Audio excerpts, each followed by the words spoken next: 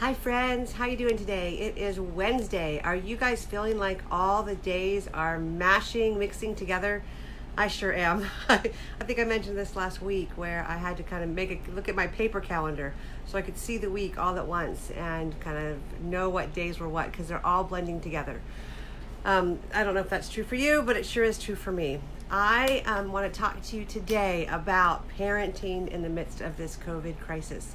I've done a lot of conversations about better relationships with ourselves, better relationships with our spouses, better relationships with God. And, for me, it's all about thriving in the relationships that matter most. And one of those, of course, is our families and our kiddos.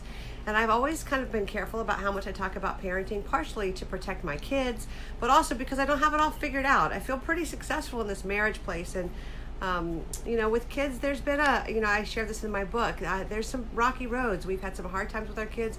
I mean, right now we enjoy really good relationships with all three of our kiddos, their spouses, our sweet little grandson. But parenting is a minefield and a crapshoot and wonderful and horrible and terrible and amazing and all the things I think parenting is. I remember early on saying to one of my kids' teachers that we know why we love our spouses. We know what we fell in love with them for and why, but we love our kids unreasonably. They bring out this unreasonable mama bear kind of love in us, and that can be amazing and it can be challenging at the same time. And so I don't do a lot on parenting, but I've been asked a lot of parenting questions recently. The other night I did a marriage matters happy hour for a church up in the New England area.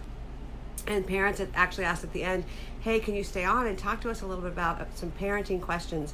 And as I began to answer their questions, I realized I needed to do a little bit more on this parenting side of the relationships with respect to kiddos and the coronavirus and being at home.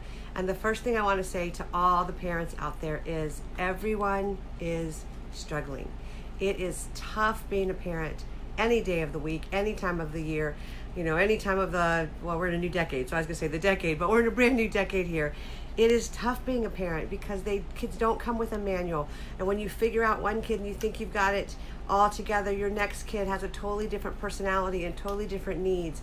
And so that was something I learned early on. And I guess I wish I had learned it sooner, but some of the things of what worked with my first kid didn't work with my second kid. And certainly didn't, our son was totally different. We have two girls and then a boy.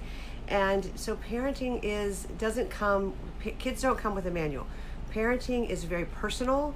I think that's the other reason I don't talk a lot about it, but there are some principles that I believe are true across the board for all parents. And this is the thing I want to say to you as parents out there right now. It is tough juggling. Let's say you are a double income, both working from home and trying to fit your kiddos into your life or fit work around your kiddos, and you have preschool kids. That's what our daughter has. Our daughter has an 18-month-old, and her trying to work and teach with Grant has been a real challenge, and they're juggling, and there's times when he's in the background of meetings and she's really had to allow herself to have a lot of grace. And so that's the first principle I want to give you. I want to say, give yourself a lot of grace. Throw out a lot of the all of the supposed to be's, because right now we're in such a unique place that what's supposed to be or what was based on the way things were, and things aren't that way anymore. Things are different. You're trying to work and homeschool or crisis schooling and be a spouse and do all the things that require being at home, require meals and cooking and laundry and all the things.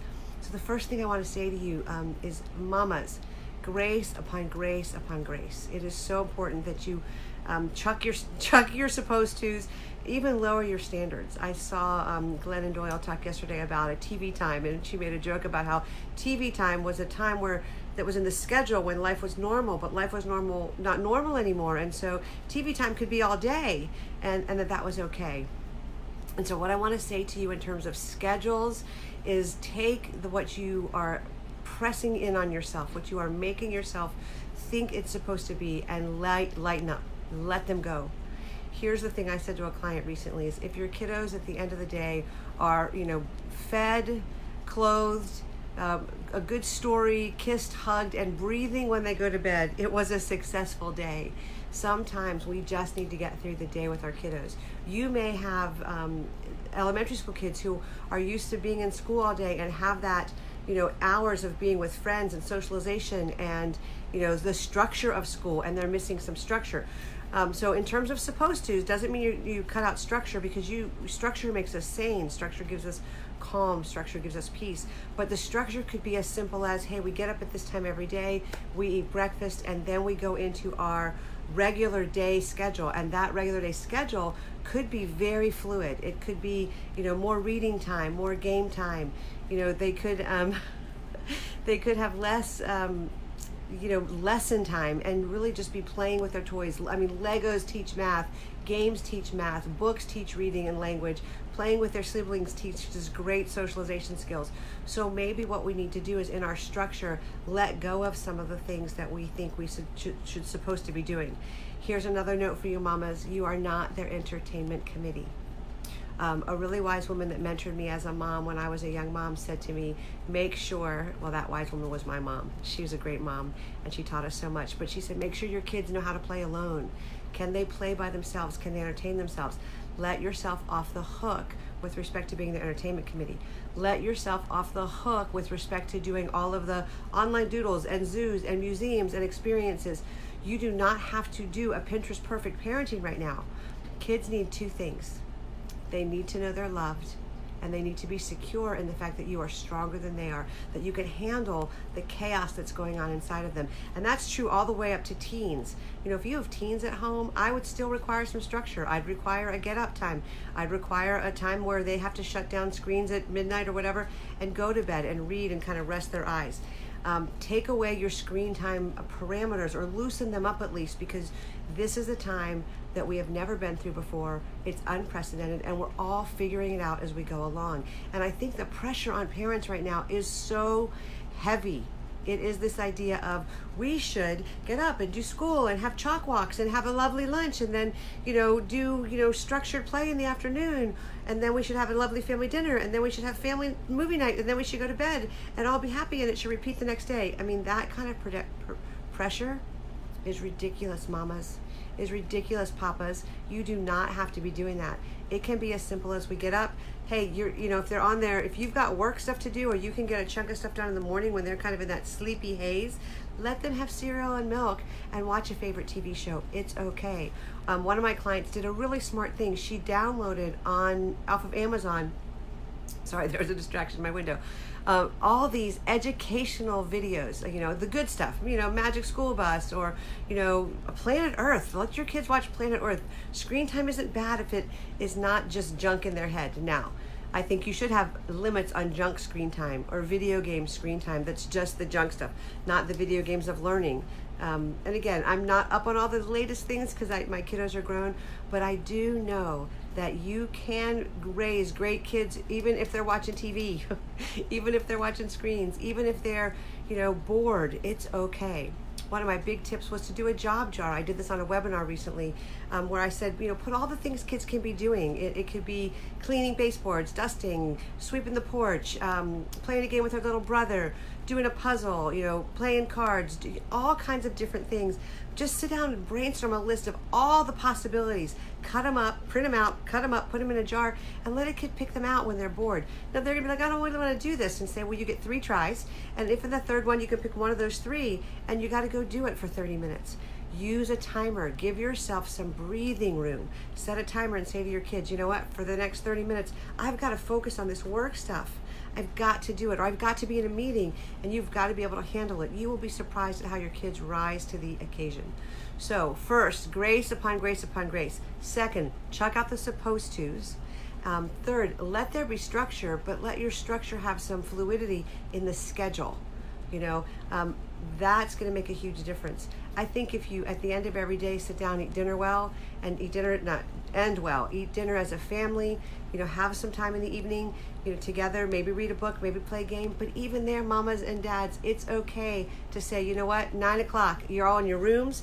If you have tweens and teenagers, they're going to stay up later than you. It's okay to say, I need some mental break time. I need some me time. We need some us time. So here's what it's going to look like. It is okay, I guess number 4, to let yourself off the hook of doing some sort of Pinterest perfect parenting. Get off Pinterest. Stop looking. I know for me, if I don't see it, it doesn't kind of plague me. I can't look and see because all my mind starts with all these ideas and I get into the shoulda, woulda, couldas, and that just makes me feel worse. We do not need anything to add more pressure to the weight that we're already feeling as we're juggling work, home, kids, and the weight of the anxiety of this coronavirus. And so I think what I most want to give you is permission to be the family that you are, it's best for you right now. Sit down with your husband, sit down with your kiddos. If you're a single mom, sit down with your kiddos and say to them, here's what I need from you. You know, we have raised kids in such a, and I don't mean this badly, privileged, because I did too, in a privileged way where the world kind of revolved around them and their needs came first. I think their basic needs and their psychological being loved and being secure needs are really important. But in terms of the some of the things we've given our kids, they'll be okay. You know, one of the things that I learned from my mother-in-law was what life on a farm was like and the work that was expected of them. She was one of 13 siblings, and what they needed to be responsible for. And kids rose to the occasion. Your kids can handle probably more than you think they can in terms of being in charge of their little brother, getting their work done. And here's the thing, if they're giving you a fit, if they're falling on the floor flailing, if they're having a hard time and you don't know what to do, and I might get totally like 1,700 comments for this, pacify them. What would make it better right now? Sitting in a dark fort watching TV or a screen, you know, getting on FaceTime with one of their friends, doing whatever they need to do to be able to calm their little selves down or their big selves down. Because the thing is, parents, is that our kids are feeling all the things we're feeling. They're picking up all of the energy, all of the tension, all of the struggles that are going on, and they probably can't name that. So my final tip for you at this point is to maybe sit down and have a family meeting and talk about what's going on. Name that things are hard. Absolutely identify that things are different. Talk about the fact that, hey, you guys might not even realize that we're all kind of angsty because there is this global threat that's going on that is affecting mom and dad, that is trickling down to you. And name the fact that the energy in the room might be a little bit more tense. Talk about what each of them need. And then absolutely give yourself the grace of, hey, we made it through a day. It was a good day if at the end of the day we're all in bed, fed, loved, secure in the fact that we belong to each other and we can get a good night's sleep. Be gracious with yourselves, mama, as I hope that helps give you a little bit of permission, tips, grace to just get through the days, to not expect yourself to be this Pinterest perfect parent, and to allow the structure of the day to stick in place, but the supposed tos and the schedules might have to get thrown out the window just for you to care for yourself, to have the energy to care for your kids. So that's my tips for you today. If you have any questions, I'd love to answer them. Let me look here and see if I got any messages. Okay, here's a message from a mama, and I'll answer this question before I go. And she said that her 7-year-old is absolutely out of sorts and she's not sure what to do to help her do with the schoolwork. I'm going to give you a tip here. With schoolwork, it's okay. I wouldn't get in a fight with that. I'd pick your battles.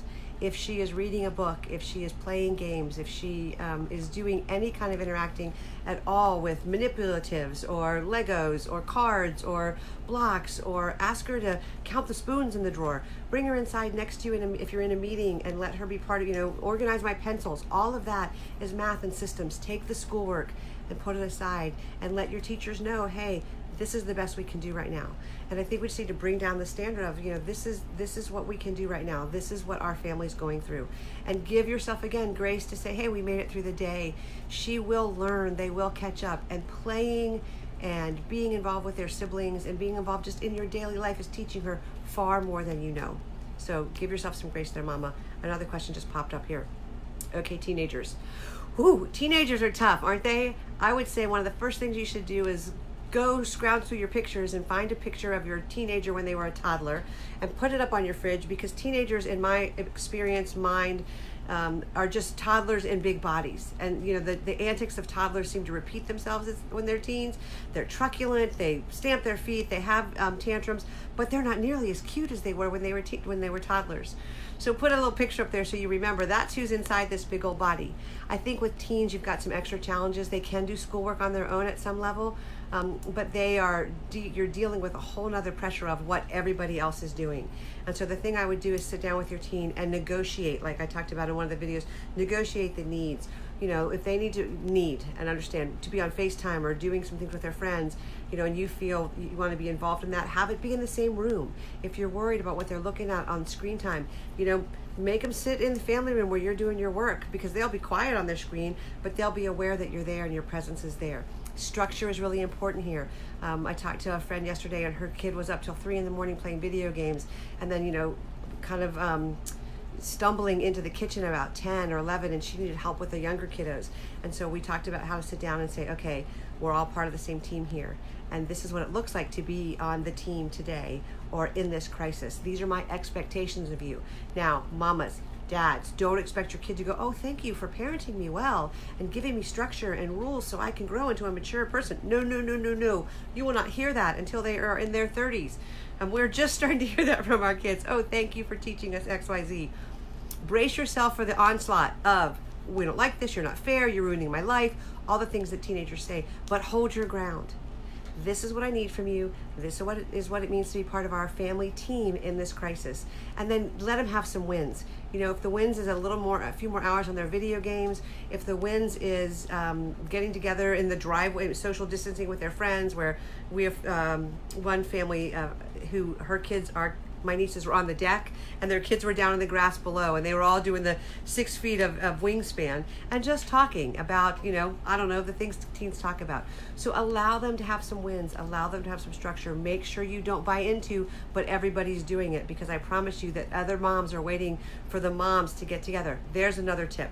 Talk to the other moms. Hey, let's be on the same team. My sister talked to a couple other moms with my niece who's a senior this year, and they're talking about, quarantine and the rules for the family so they could actually, do some things for this upcoming graduation and be safe together. So, again, make it about the family team. For us, Team Miller, this is what we're doing. This is what we're going to expect of you, and lay out some expectations on them. You can do that. They will survive. But please, mamas, lower the expectations on you. And give an incredible amount of grace to whatever it is that you need to do to get through the day. It's going to be okay. They're going to survive. Throw the supposed to's out the window and just do your very best, and let your very best be okay. And sometimes, guys, my very best sucked.